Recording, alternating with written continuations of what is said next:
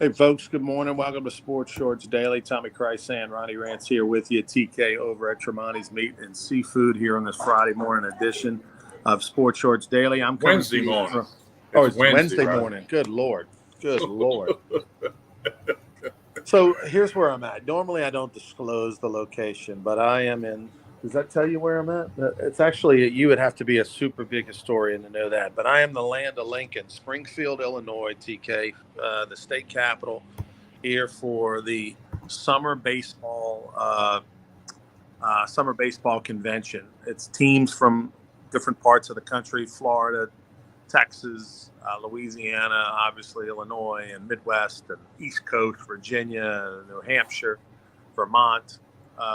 Teams from all over the country, and as vendors, and they're, everybody's sharing ideas, and there's different guest speakers about everything with business related to baseball. It's very interesting.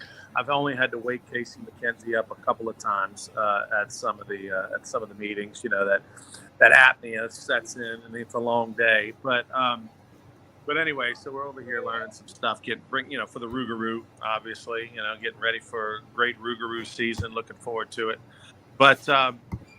But anyway, we're presented by LeBear's Casino, and let's talk about what's going on right now. First off, LSU football. I've already put my bet in, Tommy, like 2 days ago. I put my bet in on LSU minus 30.5 because I was anticipating the line going up a lot, right? And it hasn't. I'm just kind of surprised. It's been stagnant. It's been right around 30.5. But I do think LSU rolls in this game. The over-under 57.5. I don't know if Army scores more than one touchdown. Well, Troy shut them out last week. And Army doesn't run that triple option anymore. They did for many years. So you ain't going to have to deal with that headache. And this Army team under Coach Jeff Monken, who's a really good coach, they're not quite as good as some of the Army teams in the past. They're currently 2-4. They've lost 3 in a row. So they're reeling, okay? Well, they would like nothing more than to, come into Tiger Stadium and try to keep it close for a little while. I mean, they're not going to win, and they're going to play name that score. Scott Raveler had a nice column in The Advocate about, don't boo the opponent this week. This is not Florida. This is not Auburn. He says either do nothing or give the polite golf clap or the polite applause, because these guys, and there's a couple guys from Baton Rouge on this team. The Rizzo kid from Dunham is playing defensive end, and there's a running back from Callicas. There's a couple of Louisiana, Baton Rouge area. Rizzo's from down in Ascension Parish, but there's some local flavor. And hey, for these guys at Army, football is just part of what they're all about. So it's going to be named that score. I don't think they're going to boo or our golf club. I think they're going to flat out cheer. I mean, you know how LSU fans are. I think they're going to be cheering, much like in baseball when, oftentimes it's when it's an opponent, right, that you think has no chance of beating you. That's when, folks will get behind them. But I think in this case, LSU fans are comfortable that they're going to win easily. It's Army. I expect that they are going to cheer pretty full throat, actually. Well, and it's homecoming, so there can be some people back on campus that, pick that one game a year to come to it. Weather's supposed to be really, really nice. Brian Kelly going for his 300th win.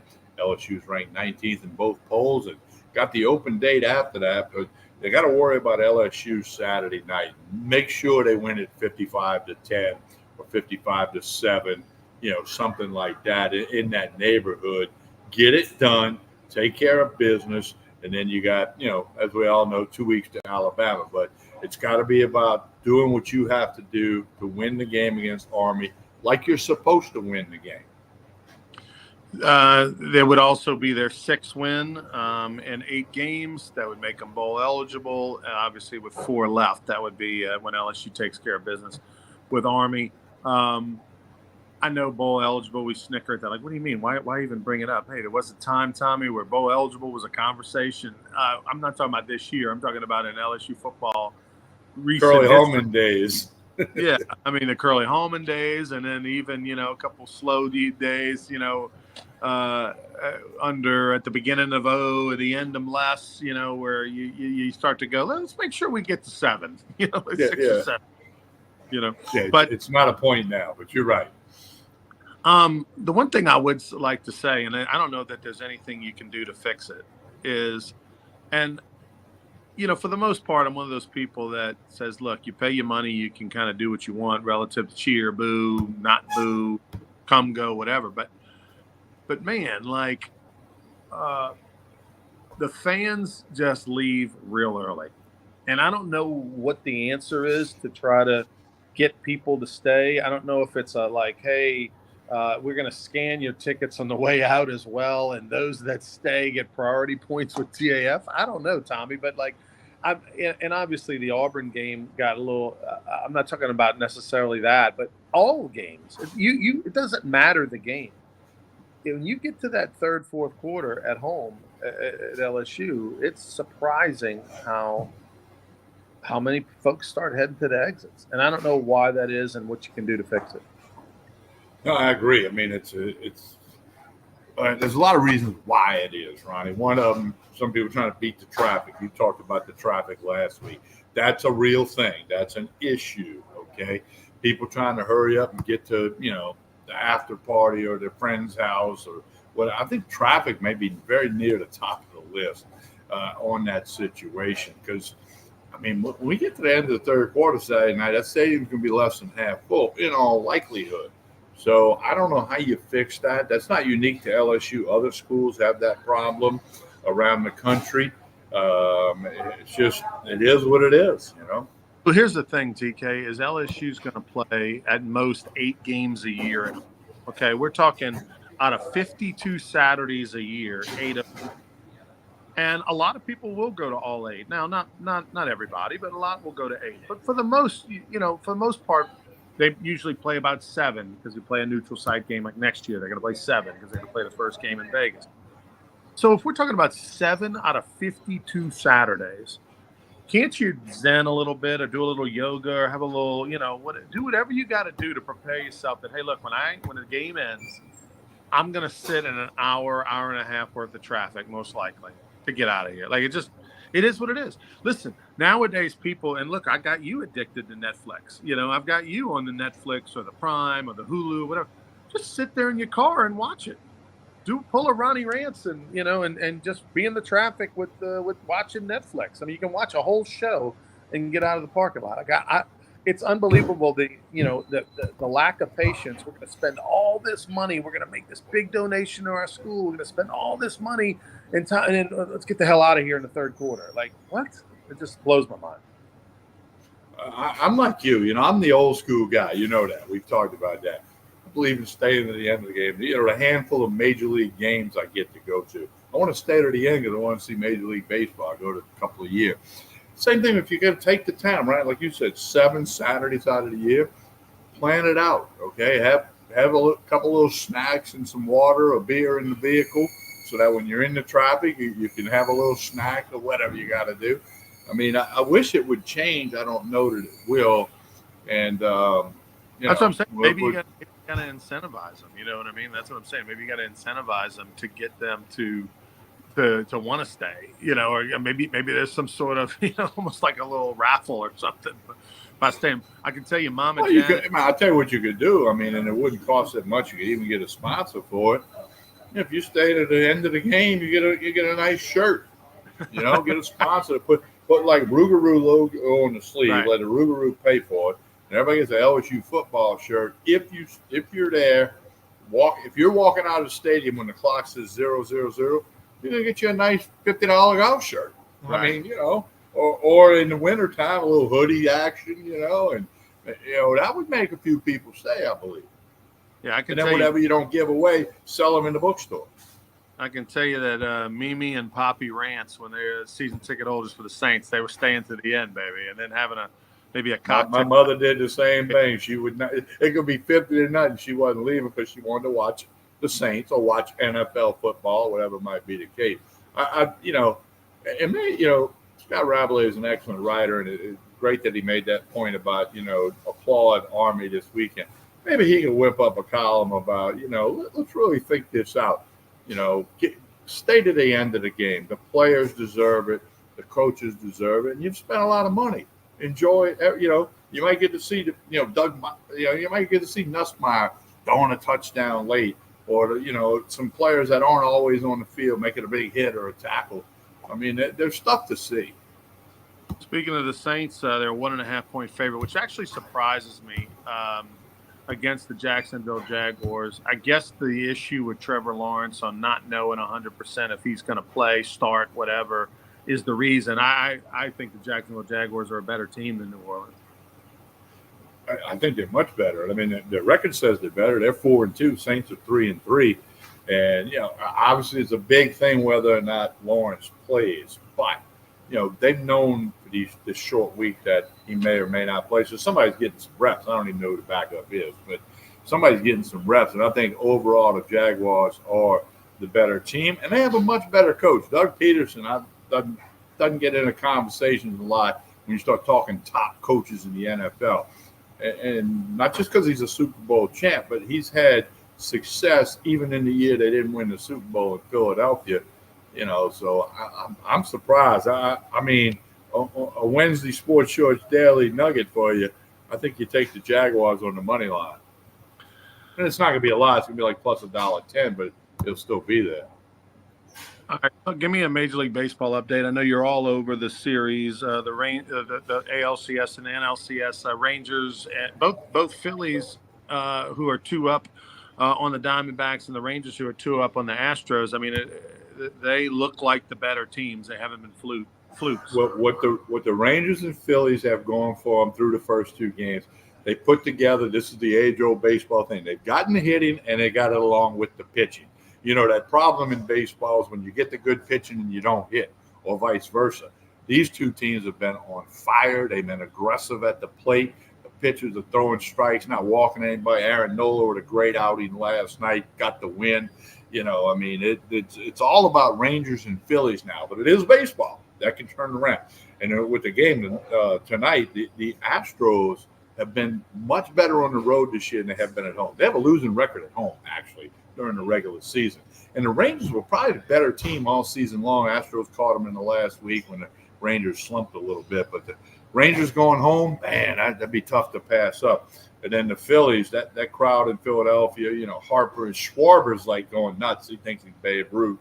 And, then again, they got the pitching and the hitting. That's a great recipe. That wins postseason baseball, and that's what we have. So Phillies and Rangers up 2-0. You've got the Rangers and the Astros tonight from the Rangers Sphere, from Texas.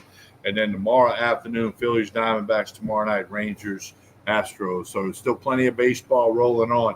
2-0. Rangers and Phillies both up. Wembayama. Before I get to him, I want to say something about Aaron Nola. I mean, look, he kind of had a good. He kind of was just okay year. Had a lot of big ups and downs. He'd have really good outings, and then it was a little bit of a roller coaster. But boy, the last month of the season, the last 3-4 weeks of the season, he is locked in down the stretch like good veteran pitchers do, and another outstanding, that's back-to-back stud playoff performances by him. Well, he just got that body language is right. He doesn't get rattled. First hitter tonight last night, Trey Turner kicked the ground ball. I mean, it was the easiest ground ball at short, one of the ones you're ever going to get, and he kicked it, all right? And, so you got guy reaches with I think it was the first pitch of the game, definitely the leadoff hitter. And then Nola, gets the next 3 guys out. When his breaking ball is working, change up, 2-seam fastball. He threw a few 4-seamers last night. I mean, when he's in command, Lovello, the manager of the Diamondbacks, said if he's on fire, you got to really, change your approach at the plate. So Nola's the kingpin for Philadelphia right now, but Castellanos and Harper and Schwarber and these other guys, Realmuto with a big fly. I mean, let's go 10-0. I mean, it's like youth baseball run rule, 10-0. Phillies just dominated. And I don't know if the Diamondbacks can come back. I wouldn't count the Astros out, and I don't think the Diamondbacks can win, 4 of the next 5 games against the Phillies. Has Josh Smith got? He's on the playoff roster. He hasn't played a lot.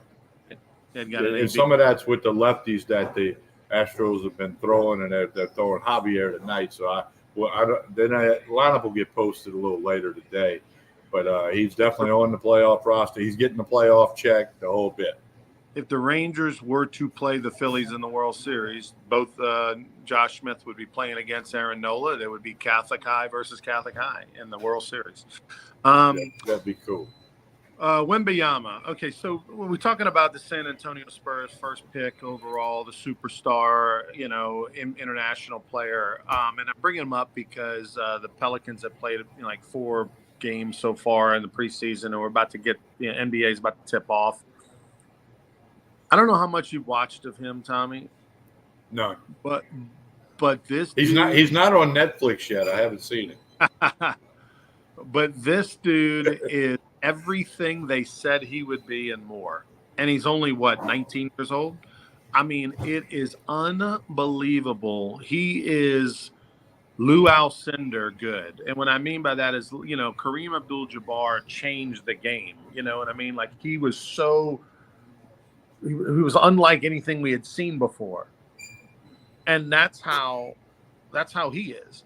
I mean, we're talking about a guy who is taller than Shaquille O'Neal and Kareem Abdul-Jabbar, but yet has the touch in the jump shot, from beyond 3. And when he's in the lane, he is unstoppable. He's either dunking on your head or he's got a feathery touch. I mean, he is unbelievable. And I can't wait to see what happens. I mean, I'm glad Greg Popovich stuck around long enough in his career. I kept thinking he was going to retire the last couple of years. He has stuck around long enough to where he's going to be able to impact this young man in a good way, and maybe even stick around long enough to have one more run to a title with him at some point in the next couple of years, because he is that good. I urge you to watch him. He is going to be arguably, again, it's about staying healthy and things like that. But being that he's getting in at such a young age, he has a chance to be the next LeBron James or something like that in that conversation of greatest. Speaking of LeBron, you heard it. You saw they got all over him in a preseason game the other night. He dressed in at halftime, meaning he took his uniform off, and he sat on the bench for the second half eating food. Okay, and some former players, some former Lakers, just like, dude, that's not right. That's no respect to the game. It's no respect to your team. He's got like the little thing. He's like eating, watching the game. Yeah, okay. Yeah. I'm like, what an idiot. Okay, he thinks he's like Notre Dame. He thinks he's something he's not. Okay, he was at one time the absolute, marquee name, the poster boy for the NBA. When you do things like that, that's just you're ruining your legacy. Yeah, it's disrespectful. Tommy, I got to get in for the 9:30 meeting for the summer baseball summit that I'm at in Springfield, Illinois. I'm gonna let you here and tell the folks about Tremonti's on the way out. We'll be back on Friday morning. I'll be back in the mainland on Friday morning. Look forward to it. Until then, please like and share this video. Tommy, take over. All right, we got it. And I want to tell you about Tremonti's Meat and Seafood. They got the deer processing, the game processing. Had a guy drop this deer off just a half hour ago, and you drop it off. They process it the way you want it. It's a big thing here at Tremonti's. Hunting season opened a couple weeks ago, and it's going to roll for a couple of months. So if you know any hunters or you are a hunter, the deer and game processing at Tremonti's is through the roof. Lunch special today is lasagna, and it is so good. Also, party packages for your tailgating for LSU homecoming, high school football games, Saints tomorrow night. You got to go to somebody's house. All your food and drink, everything you need. The Chairman's Reserve meats, the chicken, the pork, the ribeye rolls, the shrimp rolls. I mean, they got it. 20 flavors of sausage here at Tremonti's Meat and Seafood. And then, of course, all the wine that's behind me, the liquor, Corazon Tequila, big special on that right now for you tequila drinkers. If you haven't been in Tremonti's, you need to stop by. You'll be amazed at all the things they have in here for you. So from lunch specials, they can do on-site catering. They're going to be catering a banquet over at Most Blessed Sacrament School that I'm involved with in a couple of weeks. They can get it done. And, of course, deer and game processing. Bring those deer on in. Deer and game processing here at Tremonti's Meat and Seafood. As Ronnie mentioned, we will be back on Friday, 9 a.m. for Sports Shorts Daily. We'll have the recap of the Saints game Thursday night, get you ready, set for LSU Army homecoming on Saturday. Brian Kelly goes after win number 300. Appreciate everybody liking and sharing this video. We really ask you to do that. That helps a lot. Like and share this video. And as always, we are presented by the LeBares Casino and Hotel Baton Rouge, the Barstool Sportsbook, the Edge Lounge, and everything else they got going on at the Barstool. This Saturday, Sports Shorts Radio will be at the Walk-Ons in Bruley. So come check us out. And on Saturday the 28th, Sports Shorts Radio will be live from the Most Blessed Sacrament Church and School Fair on Jefferson Highway next to Woodlawn High School. We'll tell you more about that as it gets closer. So check all that good stuff out. Remember Tremonti's Meat and Seafood, and of course, the LeBares Casino and Hotel in Baton Rouge. On behalf of Ronnie Ransom, everybody here at Tremonti's, I'm Tommy Chrysan. We'll talk to you again Friday morning for another edition of Sports Shorts Daily. Have a great day, everyone.